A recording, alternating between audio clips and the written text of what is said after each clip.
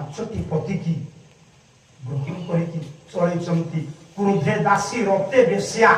ଗୋଟେ ଗୋଟେ ସ୍ତ୍ରୀ ଲୋକ ଥିବେ ପୁରୁଷ ରତି କ୍ରୀଡ଼ା କରିବା ଗଲାବେଳକୁ ସେତେବେଳେ ଛାତି ଦେବେ, ଇଏ ମୁଣ୍ଡକୁ ଯେତେବେଳେ ଉଠିବ ଠାଇ ବସିବ କାନ ଗୁଡାକୁ ମଲା। ରତି ଦାନ କଲା ବେଳେ ବେଶ୍ୟା କରି ଶରୀରକୁ ଦେବି, କାରଣ ସେତେବେଳେ ମୁଣ୍ଡ ଠିକ ଠିକଣା ନାହିଁ। ଘଡ଼ି ସନ୍ଧି ମୁହୂର୍ତ୍ତ ବାପା ଚୁପ ହେଇବ ପାଟି କଲା। ଇଏ ପାଞ୍ଚଟା ଚାରିଟା କଥାରେ ତୋ ଭାଜା କଣ ଗୋଟାଏ କଥା ନାହିଁ। କ୍ରୋଧେ ଦାସୀ ରକ୍ତେ ବେଶ୍ୟା ଭୋଜନେ ଜନନୀ ସମା।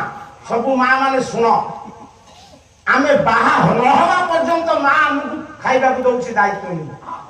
ଯୋଉଦିନ ସ୍ତ୍ରୀ ଆସିଲା ସେଦିନ ସେ ପୁଅର ମା ତା ବୋହୂକୁ କହିଲା, ବୋହୂ ମୋ ପୁଅକୁ ମୁଁ ତୋ ଦାୟିତ୍ୱରେ ଦେଇଦେବି।